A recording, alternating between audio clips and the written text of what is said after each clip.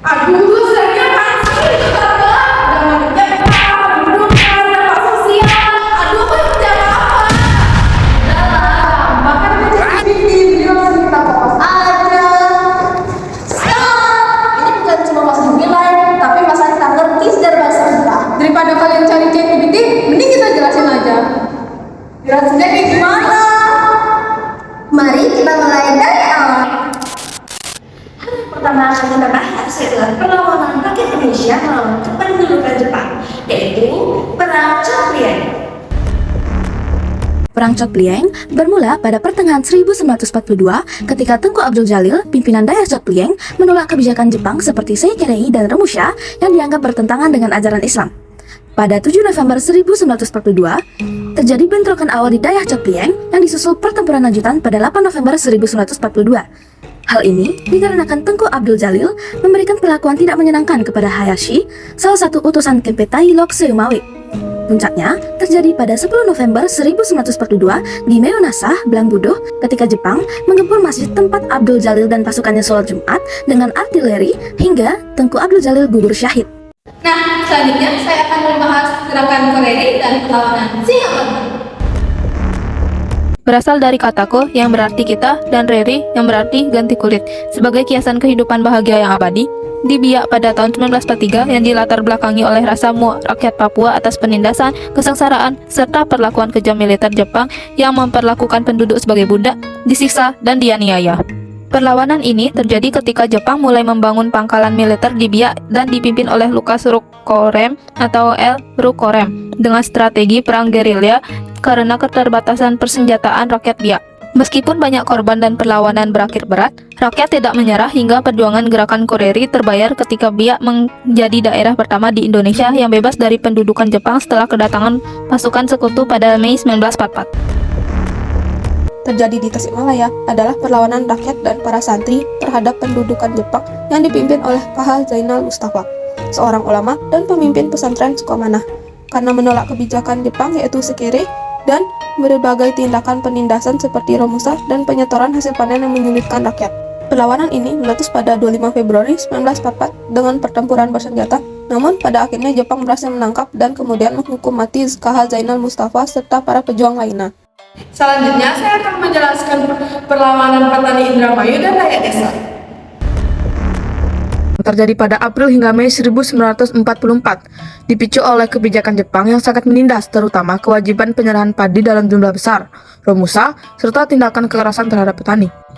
Penindasan ini menimbulkan kemarahan rakyat di berbagai daerah seperti Kaplongan, Sindang, Loh Bener, Loh Sarang, Sliek, dan Kertasemaya yang kemudian melakukan perlawanan secara terbuka maupun sembunyi-sembunyi. Perlawanan tersebut dipimpin oleh sejumlah tokoh agama dan masyarakat, antara lain Haji Madrias, K.H. Arsyad, Haji Aksan, dan K. Sidik. Jepang akhirnya berhasil menumpas perlawanan dengan cara licik, yaitu mengundang tokoh-tokoh perlawanan untuk berunding lalu menangkap mereka. Perlawanan masyarakat Kalimantan Barat terhadap pendudukan Jepang pada 1945 akibat tindakan sewenang-wenang Jepang khususnya dari Mandor, perusahaan kayu yang melakukan pelecehan terhadap perempuan, kekerasan terhadap masyarakat, dan kerja paksa Romusa. Perang ini dipimpin oleh Pang Suma, pemimpin suku Dayak dari Sanggau, Kalimantan Barat. Pang Suma bersama pengikutnya melakukan perlawanan bersenjata dengan taktik gerilya, menyerang pos-pos Jepang di Meliau dan sekitarnya. Pada 17 Juli 1945, Pang Suma gugur dalam baku tembak, menjadikannya simbol keberanian Dayak. Dan yang terakhir saya akan menjelaskan perlawanan peta dan peristiwa Blitar.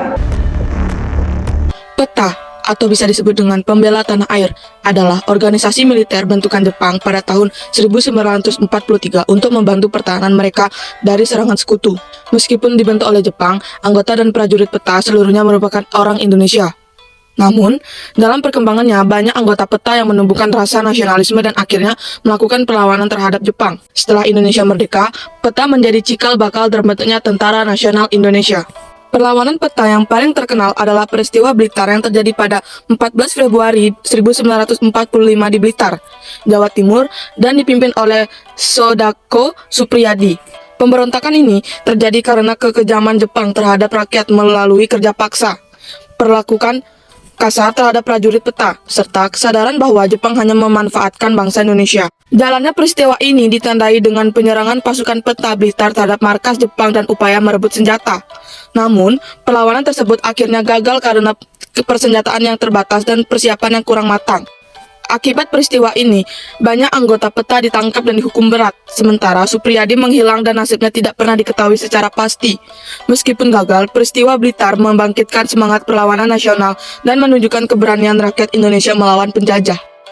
Oh begitu, tapi tadi kan ada jelasin tentang Rumusha dan Sekere. Nah itu apa sih?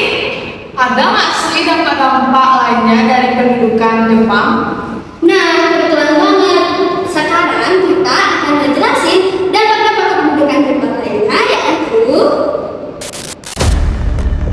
Pendudukan Jepang 1942 hingga 1945 membawa dampak sosial drastis di Indonesia ditandai dengan Romusa, kerja paksa tenaga pria mayoritas petani, untuk proyek militer menyebabkan kelaparan, penyakit, dan kematian massal.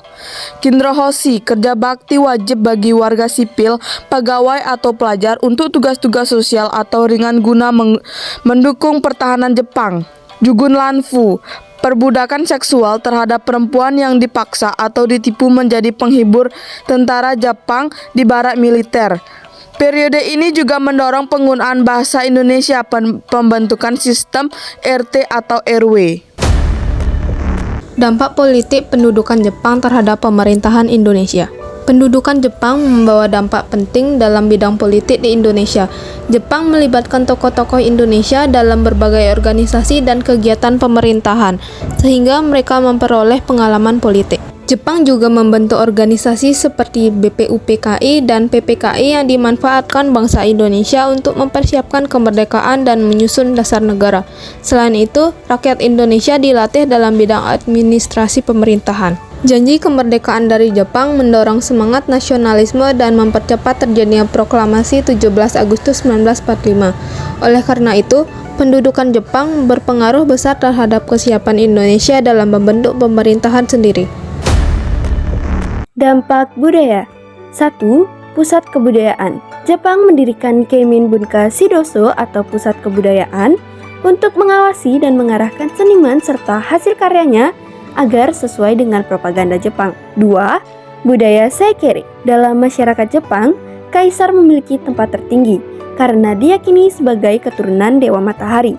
Untuk itu, Jepang berusaha menerapkan nilai-nilai kebudayaannya kepada bangsa Indonesia dengan cara membungkukkan punggung dalam-dalam atau Seikere ke arah matahari terbit. 3. Pembentukan Tonarigumi atau rukun tetangga yang bertujuan untuk mempermudah pengawasan rakyat yang masih bertahan hingga saat ini. Dampak pendidikan. 1. Penggunaan bahasa Indonesia. Bahasa Indonesia diwajibkan sebagai bahasa pengantar dalam pendidikan, serta bahasa Jepang yang juga wajib diajarkan. 2. Sistem belajar 12 tahun. Jepang menghapus sistem pendidikan pada zaman Belanda dan menggantikannya dengan sistem belajar 12 tahun. 3. Pendidikan guru. Jepang juga mengadakan pelatihan bagi para guru. 4.